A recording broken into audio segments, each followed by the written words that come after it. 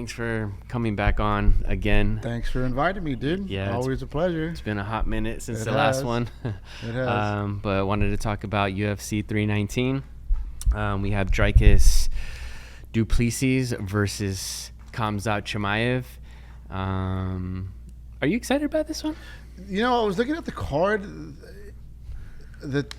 I think it's Plessis, and then who's the other? Who's this? The co-main. Co-main is Lerone Murphy versus Aaron Pico. Yeah. Which I don't know too much about these guys. It's all right. It's all right. It's all right. Honestly, we're here to see Chimaev lose. I think that's what everybody wants to see is Chimaev lose or Chimaev dominate. I mean, you could either go to I think you want him to lose or you want him to dominate, and I think he can dominate. I'm just interested to see how Plessis does with the amount of wrestling that's going to happen. Yeah. Do you know what I mean? Did you watch the countdown by any chance? I know. I haven't. Okay. I haven't had time. The countdown is pretty good. One of the things Plessis' camp said was that we're not looking to go and work against Khamzat's weaknesses, which technically would be his striking because he's such a good wrestler. The coach said, we're gonna go there and we're gonna beat him at his game, where we're gonna make sure that we believe that our wrestling is better than his wrestling. Mm-hmm. So we're gonna fuck him up where he's good at. Interesting, right? Like when he fought Gilbert Burns, Khamzat, that was one of the best fights in both of their careers. I think that is, if anybody hasn't seen that, watch that fight. It is a banger, dude. Banger. So if Plessis can stop him and he stands on his feet, I think Plessis is gonna knock him out. I think he has more power to knock him out. Yeah, for sure. Seems like he's a bit of a bigger guy, Plessis. Yeah, but I think he's also fighting 185. He's fighting at a big weight too. Yeah. So that'll be interesting to see if, some fighters do well at bigger weights. That's true. Some people just do, and yeah, we'll see how it goes. Yeah. Well, Khamzat, he fought Robert Whittaker and he choked Robert Whittaker out. He broke his jaw. Oh, that's right. And that was at 185. That was nasty. Yeah, that was at 185. So I was extremely impressed, and I tend to get impressed and kind of stop, I guess, criticizing fighters when they beat one of my favorite fighters. And Robert Whittaker is one of my favorite fighters, and how he beat him was nasty. At the first round. It might have been. I think it was in the first or second round. Yeah. It was really, really. Yeah, because it might have been second, because I think Robert was survived the first round, if I'm recalling this right, and then in the second, he just got taken down and he cranked his face. He said, "You're taking jiu-jitsu," or looking to take. I'm looking to. Yeah, I gotta get my cardio up so I can. What was the reason for cardio and just overall wellness? You know cardio what I mean? And wellness? My buddy Josh. Lewis? You know Josh Lewis, dude. He hounds me every day. I get a haircut, bro. Every single. When am I gonna get you from the mats, bro? I'm gonna lean you out, dude. He's been pressuring me for so long, so I'm gonna do it. I'm just getting my cardio up again. I don't want to go in there completely gassed. I know I'm gonna get gassed, 100%. Yeah. But I'm trying to get my cardio up and trying to get my physicality up a little bit before he completely destroys me. Yeah. So that's one of the things. He told me about doing jiu-jitsu as well, and I didn't know he's like a brown belt, and he's been doing it for 10 years or whatever. Yeah, he's been doing it. And he teaches classes at the UFC gym, right? In Rosemead. Rosemead. Yeah. He said that he's come by 11:30 at night, and I'm just that's the issue. Yeah. He trains late. Bro, that guy, I will tell you right now, dude, that guy is the epitome of a hustler, man. He owns 4 shops. He opened something else up, and he's doing, I don't want to disclose it. I mean, that's his business, but he's doing what he's got to do, bro. And every time I see him, it's bro, he's doing a mile-long list, and, he's getting after it, and he's working out at 10:30 at night, Yeah. What's my excuse? You know what Exactly. I mean? That's what I see it as, so totally. It's a good example. Totally. Yeah, hopefully that goes well for you. And I got into boxing, and so That was very good. It wasn't so much like doing rounds and sparring like this. I wasn't really interested in that, but I wanted to know how to throw a punch. I wanted to know how to throw a kick, and so I kind of just went to the gym and started punching the punching bag and learning kind of that way. And then I would see other people punching the bags as well and ask them questions, or they would be like, "Hey, look, you're pretty good, but do this or do that. Keep your hand up." So that was pretty interesting. But my journey was seeing Max Holloway knock out Justin Gaethje at UFC 300. I was like, wow, I am so inspired to like learn how to throw a punch to do that. But yeah, MMA is an important skill to have, because you want to have some sort of way to defend yourself if somebody tries to confront you, or you just want to feel confident that way. But you said yours is more for cardio. It's for health, man. Health. I'm at a point in my life where it's just like, don't get me wrong, like wealth is great, right? That's like that's number 2 commodity. Health is number 1. Yeah. Health is the best commodity you could have. Exactly. All these people, we just lost Ozzy. Ozzy was, legend, dude. But he was in that age where he probably could have survived a little bit longer if he had a healthier lifestyle, and he did it sooner than later. Yeah. Do you get what I'm saying? Yes. That's what I'm trying to. So I just think, like, especially now. I mean, I'm turning 37, and it's like, dude, I gotta like really put forth about my body, right? What I'm putting in, what I'm doing. How I'm maximizing my day, whether it's with work, and now it's like work and health, like combining those two, right? Totally. And then family is a third pillar. It's like, it's just constantly making sure, like, your mindset changes as you get older. Yes, totally. So yeah, I'm like not going out drinking. I'm staying in on a Friday, dude. You know what I'm saying? Maybe cooking some dinner, or going out to a dinner that has good quality ingredients, like a nice restaurant that you don't feel disgusted after eating. Yeah, the priorities definitely change. So bringing it back to UFC, let's talk more about. So I know that the co-main event, not too much information on that, at least from my point, but I did see the countdown. Lerone Murphy versus Aaron Pico. Aaron Pico, I think, is coming from Bellator or something along those lines, and apparently is a really amazing wrestler. Have not seen any of his fights. And then Lerone Murphy is actually very interesting, because to see some of his highlights, he's a really good striker. He's really strong. I don't know what weight class they're in, but that should be interesting. I'm more interested to see Lerone Murphy get after it, because I'd seen some of his highlights. I'm like, damn, I should watch this guy more. He's on the upcome. And then the one under that is Jeff Neal versus this guy Carlos Prates. I like Carlos Prates. I like Carlos Prates too. He's got a good swag, and he did lose against Ian Gary in his last fight, but he has a lot of potential. Carlos Prates, a former kickboxer, and he's part of the team in Brazil. I think they're called the Fighting Nerds. Yeah, he is. He's the only one, I think, that's lost, right? Everybody else is like... That might be accurate. Yeah. Because it's Silva, Brahali. Silva's a savage. Who's he fighting next? He's fighting somebody next. Savage, yeah. He's a practitioner, bro. They can't leave anything. Who did he just fight? And he just like... He mollywopped him, though. I forget. Oh, man. Like, he bad. Yeah, he's got good power. He's got good technique, and he's got a good personality. So he's another one to look out for. Who's on the upcoming? It was the redneck dude, Mitchell, Bryce Mitchell. Bryce okay. Mitchell, dude. Yeah, nice. Yeah, it's funny because I picked Mitchell. You picked Mitchell? I picked Mitchell over Silva, which I lost to Josh on. I bet Josh and I lost. So that's funny. Yeah. Josh is a big UFC fan too. Oh, bro, he's a huge UFC fan. We'll go to a shop. We'll put on the fights, and we'll gamble. He's a cheater at cards. I always say he's a cheater at cards. I'm trying to get Josh on the podcast. So Josh, if you're watching this, come on, bro. I would love to have you on. Yeah, I knew him in high school, and then didn't see him for years and years and years until he was working at MJ's barbershop. Yeah. And I'm like, oh, what's up, dude? You're cutting hair now? And then I got my hair cut by him.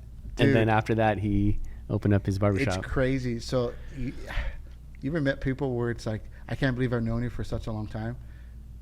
Yeah. So Josh is probably one of those cats, right? Where it's like you went to high school with him. Yeah. Right? So similar situation with you and him. It was me and I went to MJ's. I started getting my cuts from Mark, and then I went to somebody else, and that person wasn't there, and then Josh started cutting my hair. I was probably like 19, 20 at the time. Going over him, I ended up meeting him in the Boys and Girls Club in Monterey Park when I was like 7, 8 years old, and he's like, dude, like we used to hang out all the time. Like, wow, we used to do this, we used to do that. He goes, you remember Chano's? Remember that? We started reminiscing. I was like, bro, like I've known this since I was like 8. Jeez. You know, which is crazy. Yeah. You know, and it's weird to see that where it's like you see the evolution of people. Was like, oh, dude, like I remember you did this, and you did that, and then I helped insure his first barbershop. Okay. And then now seeing how he's doing, it's like it's cool. It's absolutely cool to understand that life is a trip, kind of comes full circle sometimes. Mm-hmm. Like you connect with people a while back and then nothing really happens, and then all of a sudden you reconnect with them. That's kind of weird. I've had situations it's like that before too. It's life's a trip, dude. Life is wild. So it's all about energy. Right? That's what I had a recent training, and then we're going off of like UFC, which is fucking great. But I had a recent training for my work, and there's a training called Best Practices, and I'm actually not allowed to kind of speak on it because it's proprietary information, but a concept of it is, or something that came from my own mind when thinking about the training, was energy. Like we are all energy. Mm-hmm. And there's a certain vibe right now as we're talking here, like we're exchanging energy. Mm-hmm. And just talking about work, like sales, there gotta be some sort of mutual exchange of energy when it comes to a relationship or a business relationship. Right? And I mean, that's part of the process that I'm going through right now, is learning to all right. Sorry, everybody. Learning to have a mutual exchange of energy, because the philosophy is sort of creating a long-term partnership with these practices. So it's not so transactional in that sense. But it's a give and take to where both parties achieve a win, and that comes through like a mutual exchange of energy. If you like, I don't know your process, but when you want to have like a good relationship with the person that you're working with, right? Or not, they'll just be a sale and then maybe never buy again. Yeah. So like, what are you giving? Like, what are you providing? When you're in a business relationship, how do you see sales? To me, it's all about fact finding to see if it's that person's like equipped for whatever it is that you're doing. I started off in sales at 22. I'm 36, gonna be 37, and it's changed my life. Sales has changed my life completely. But it's fact finding and then finding if it's a good relationship. And it also depends on what you sell, right? If it's something that you just want to turn and burn, it's like volume is everything, like cars. Right? If you're a car salesman, it's all about, you do want to have that type of relationship, but it's like, okay, let's get it in, let's close the deal, let's kind of get it moving. You do want to have some type of energy in it, because then that person can give you referrals to buy other cars, or other people to buy other cars. But like for goods and services, right? Like when I'm in manufacturing and I'm in, bulk. I want to be able to talk to somebody who can not only buy what I'm buying, but buy it consistently and not mess up the market that we're trying to do, right? How so? I sell you a stick of gum for $1, right? And we're selling it for $5 online. That's a very expensive stick of gum, but I'm just using this as a reference. Sell you a pack of gum for $1, and you say, hey, you're going to resell it for $5. You better resell it for $5. I don't want to see it out in the marketplace for $2.50. Because if it is in the marketplace for $2.50, and I sell that exact gum to somebody else, and they're selling it at $5, and they're doing what they're supposed to do, and that you find out that someone else is selling it for $250, you're undercutting the market. Okay. Type of deal.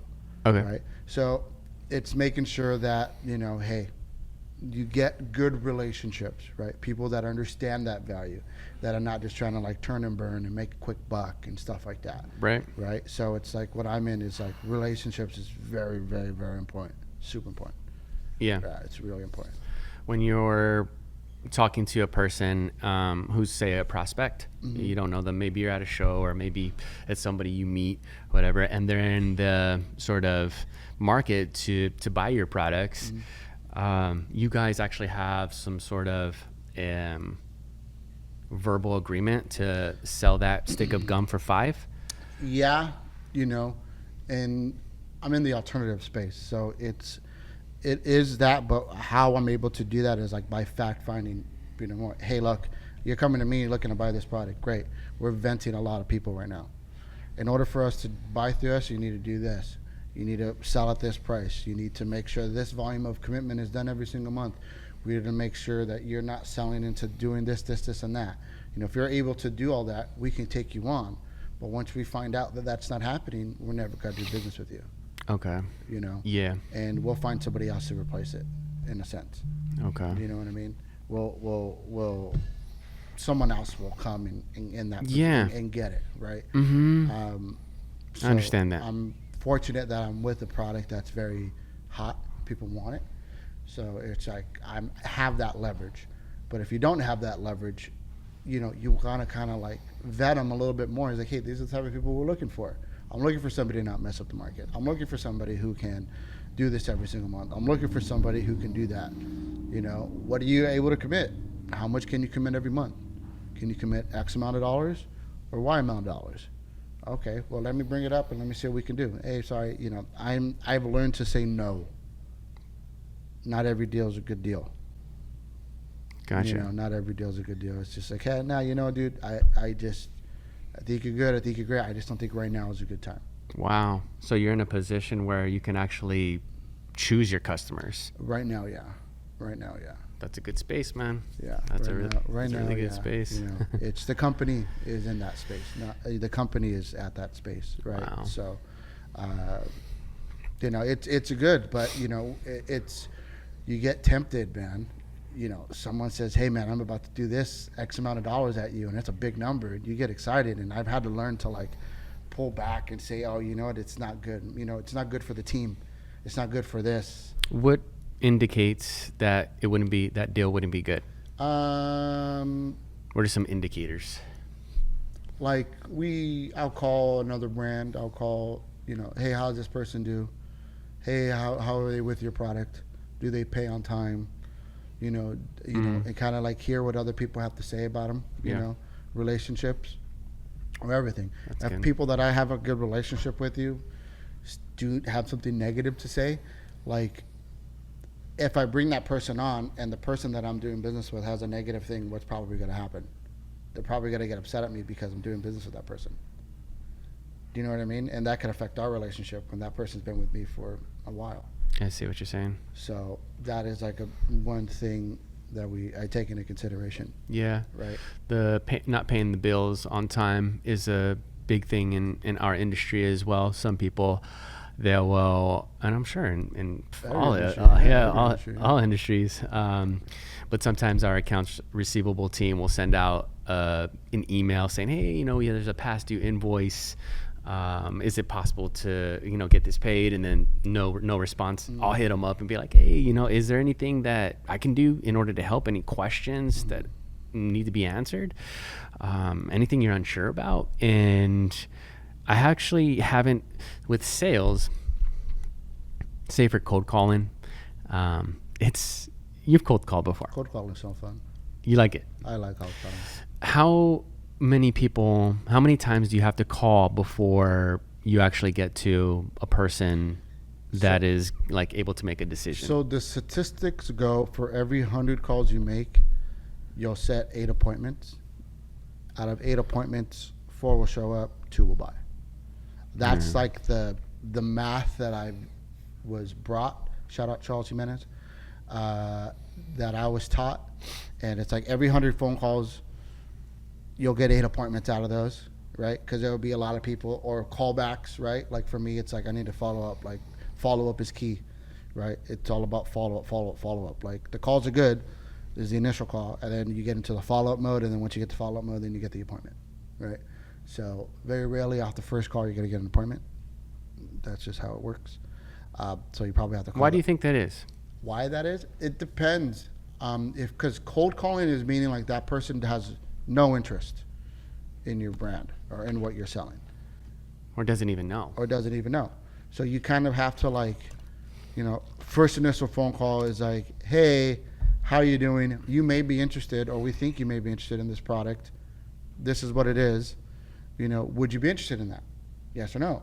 Right? No. Yes. Oh yeah. Well, that's all right. Well, let me do this. Let me follow up with you and send you some stuff, whether it's an email, whether it's product, whether it's information on the product, whatever. And then it's like, you go if I follow up with you, and then you get the follow up date, and then you get the follow up, and then it's like, hey, did you get that information? And that, however short amount of time you can shorten that follow up sequence, then you get the appointment. Then after the appointment, it's the close, and then 50-50 chance on how it is. Yeah. Right. So that's why it's like 4 will close, like 8 will show, 8 will get, you'll get 8, 4 will show, and 2 will buy. Yeah. Like that's like the statistic of it. Yeah. Unless you have warm leads or people that are wanting your stuff, and then that's different, right? Like that's a totally different game. Like That's a totally different game. Someone going onto your site, someone going onto where you're at, saying, "Hey, I'm interested in what you have." Like that's a warm lead. Like you should Call them up. You Hey. should be setting that up like 50% of the time you get them the phone call. Yeah. Or I understand you got an interest. yeah, hey, you went on my website looking for this product. What interests you in going on my website? Why us? Right? So then you find out the why, and okay, great, cool. If I could facilitate that, do you want to do this right now? Like, yes or no? No, yes, okay, cool. This is what it is. Let's get it done. Always going, always going. So. Yeah, it's interesting. We started this conversation with UFC and turned it into sales. Yeah, dude. Well, that's cool, man. We're about 23 minutes in. What else? I will say I am looking forward to the next UFC fight. It's a fight night. It's Walker's fighting. Johnny Walker's fighting. Oh, yeah. And then Brian Ortega and Aljamain Sterling are going to be fighting. Okay. That's going to be a good one. Okay, nice. Yeah. Maybe we could do something on that. Yeah. Is it coming up soon? I think it's a fight night. I think it's after UFC 319? I think so. So UFC 319 is next week. Whatever date that is. I think it's August 11th or something along August 10th, August 11th. So after that, you maybe 2 more weeks after Probably, that. maybe. Yeah. Pretty I know. I was looking. I was like, oh, let me see how it is. And I was like, oh yeah, like that's a good one. Like that's Okay. There's a couple good ones coming out that I'm like, oh, I'm excited to see. Okay. So Cool. Yeah, man. All right. Thanks. Appreciate your time. dude. All right.